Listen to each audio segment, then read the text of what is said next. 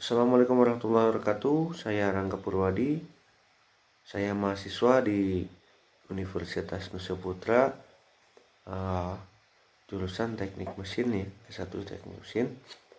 Video ini dibuat untuk menjelaskan atau menjawab dari beberapa pertanyaan yang diberikan oleh dosen mata kuliah mesin konversi energi dalam UTS.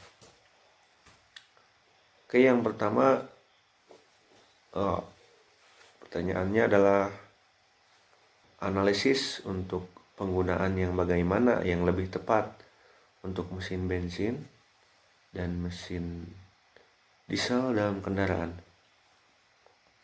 Jadi sebelum kita menentukan jenis mesin yang tepat untuk jenis kendaraan, kita harus memahami perbedaan antara kedua mesin itu sendiri. Mesin bensin dan mesin diesel adalah sama-sama mesin pembakaran dalam yang pembakarannya terjadi pada fluida kerjanya sendiri. Perbedaan yang mendasar antara mesin diesel dan mesin bensin yaitu awalnya itu dari bahan bakarnya. Jadi karena perbedaan karakter antara bensin dan solar, maka itu menentukan desain mesin tersebut. Jadi karakter bensin itu lebih cepat menguap atau bercampur dengan udara ya, dan lebih mudah terbakar jika bersentuhan dengan api. Sementara solar itu viskositas atau kekentalannya itu lebih tinggi dari bensin, kan lebih kental intinya kan, dan sulit menguap, juga tidak mudah terbakar. Akan tetapi solar itu bisa menyala dengan sendirinya atau disebut dengan self ignition ya. Self ignition itu dia bisa nyala sendiri gitu kan, ketika diberi tekanan atau kompresi yang tinggi gitu kan. Jadi ketika diberi kompresi dengan dalam tekanan berapa gitu kan, si solar ini terbakar dengan sendirinya dan menghasilkan daya atau tenaga. Nah, dari perbedaan tersebut maka muncul beberapa perbedaan antara mesin bensin dan mesin diesel. Yang pertama, pada mesin bensin itu diperlukan spark plug sebagai pematik api. Kalau bahasa kita itu busi ya. Itu berfungsi untuk mematik api untuk pembakaran bensin. Nah, dengan bantuan spark plug tersebut, maka pembakarannya bisa lebih sempurna dan lebih cepat siklusnya. Nah, karena si bensin ini kan mudah menguap dan bisa dibantu dengan spark plug, percikan api istilahnya ya. Maka siklusnya lebih cepat dan pembakarannya lebih sempurna tanpa diperlukan kompresi yang tinggi gitu kan. Nah seperti ini kan, jadi si TMA dan TMB-nya itu tidak terlalu panjang gitu kan ya, dengan rasio kompresi antara 7:1 sampai 9:1. Karena kompresinya tidak terlalu tinggi, maka getaran pada mesin tidak terlalu besar dan cenderung halus. Jadi desain part-partnya juga ini kan dibuat seringan mungkin agar siklusnya misalnya atau mesinnya ini bisa dipacu lebih cepat gitu kan.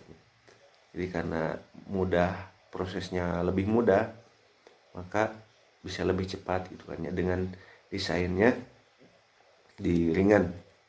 Nah, karena itu kan berarti mesin bensin ini itu sangat cocok digunakan untuk kendaraan yang diinginkannya lebih cepat, lebih nyaman, tidak banyak getaran,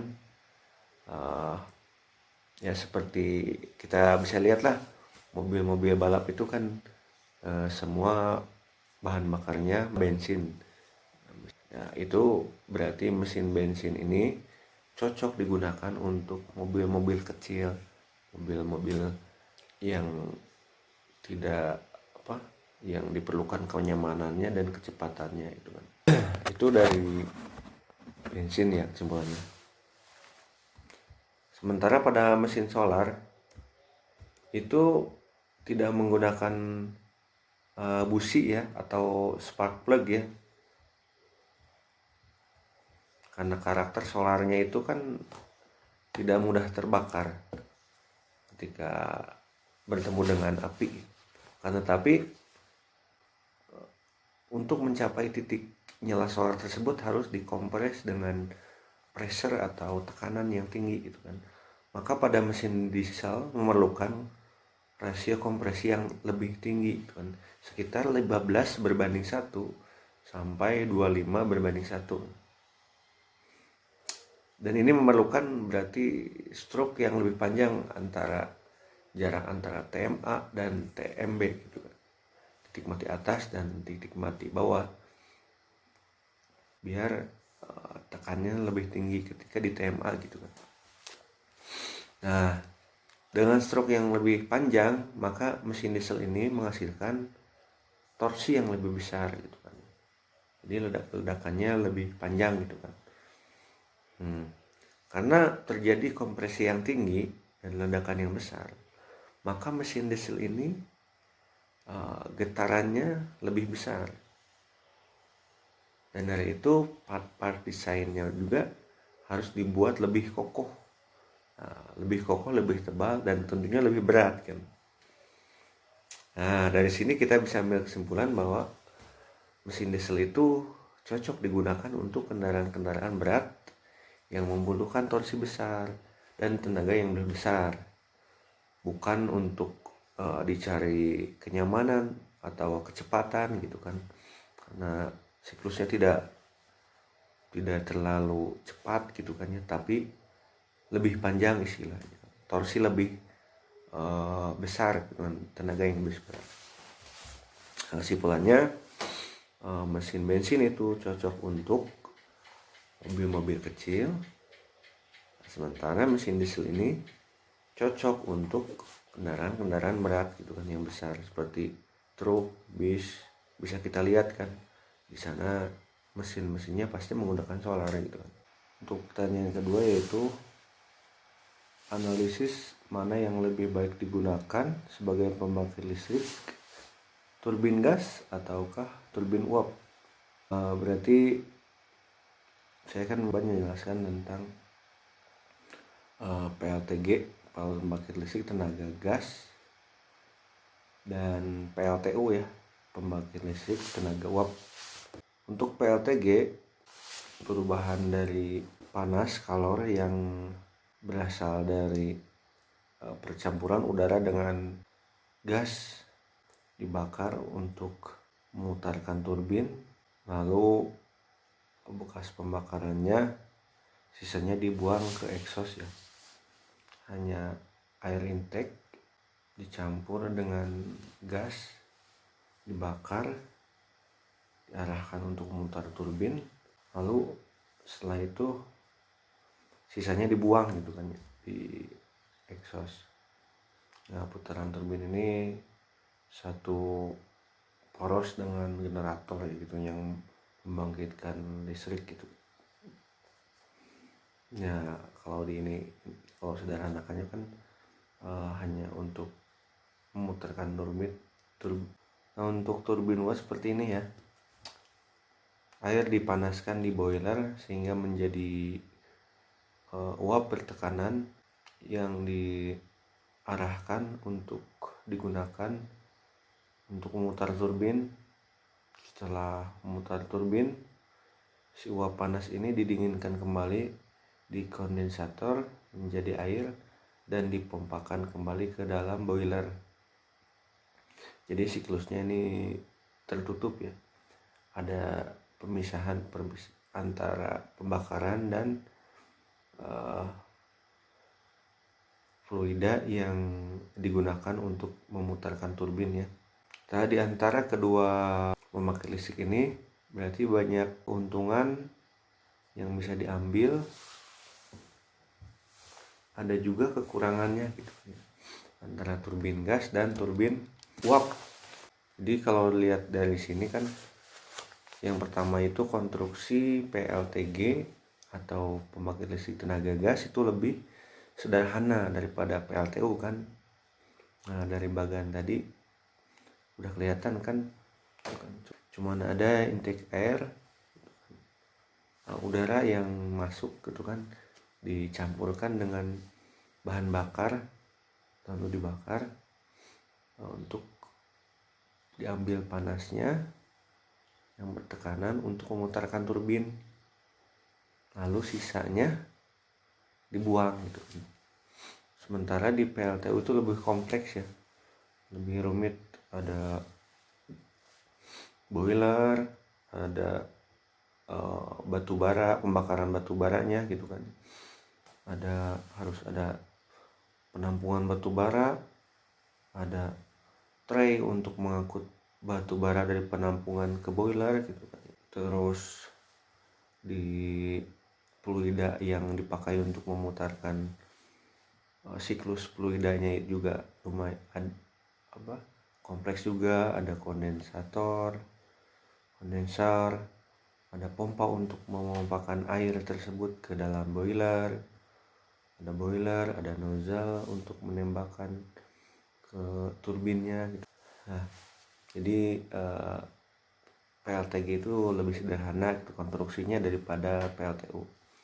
Nah, selanjutnya PLTG ini minim polusi karena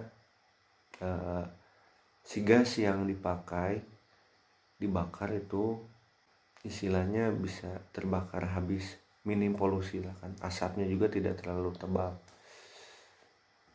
Sedangkan PLTU itu sangat memberikan polusi yang sangat banyak gitu kan, baik polusi udara dari asapnya gitu kan, asap hasil atau asap dari pembakaran gitu kan, tuh terlihat sangat tebal. Terus dari sisa batu bara juga setelah dibakar itu sangat lumayan gitu kan ya, mencemari lingkungan, walaupun ada yang memanfaatkannya menjadi bata gitu kan, atau paving block gitu kan, pembuatan gitu. Nah, intinya di PLTU sangat-sangat memberikan polusi. Dari asapnya juga itu mengandung bahan-bahan kimia yang berbahaya. Dari bekas pembakarannya juga, ampas batu baranya juga berbahaya juga untuk lingkungan. Nah, selanjutnya PLTG itu bisa berlokasi dimanapun gitu kan, sekalipun dekat dengan pemukiman penduduk, karena minim polusi tadi ya, lebih ramah lingkungan, dan dari konstruksinya yang lebih sederhana dibanding PLTU gitu ya.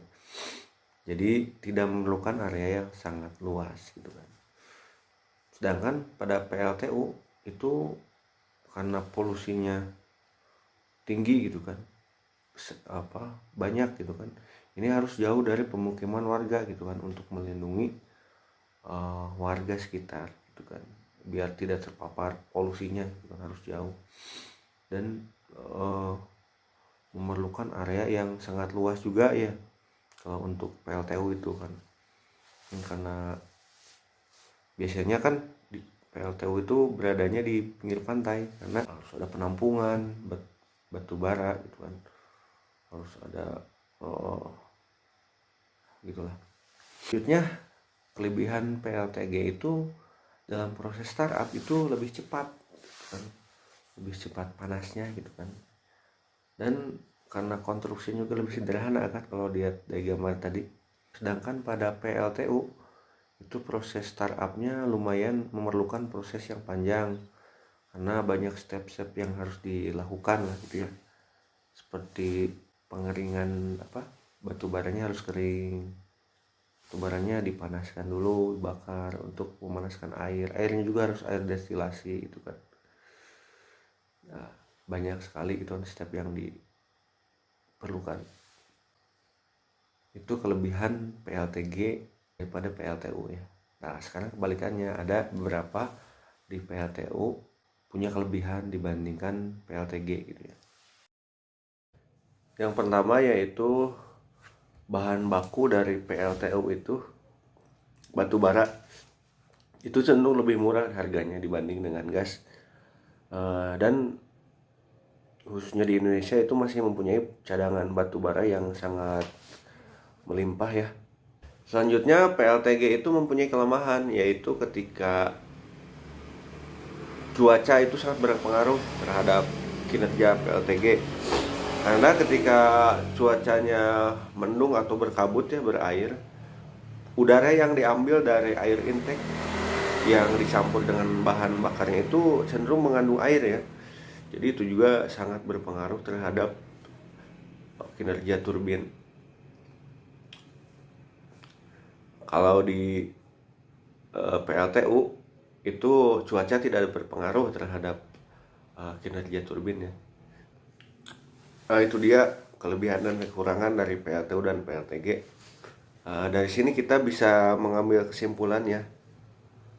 Menurut pandangan saya, itu PLTU itu lebih berpotensi di Indonesia karena pertama cadangan batu baranya masih banyak. Terus Indonesia itu kan untuk geografisnya masih banyak tempat-tempat kosong, lahan-lahan kosong, karena Indonesia itu kan sangat luas ya. Terus dekat juga dengan pantai gitu kan, garis pantai terpanjang lah kalau di dunia itu. Terus si PLTU ini bisa continue terus-terusan 24 jam asal supply-nya gitu kan, sistemnya bisa dijaga. PLTU intinya batu baranya gitu kan bisa disimpan, dicadangkan gitu kan, tidak seperti sumber-sumber yang lain gitu kan. Lebih aman dicadangkannya, mau disimpan di mana juga gitu kan. Misalnya di lapangan disimpan dulu batu baranya, itu nggak apa-apa gitu kan, bisa di stok. Di Indonesia itu masih banyak lahan-lahan terbuka, masih banyak lahan kosong, luas juga.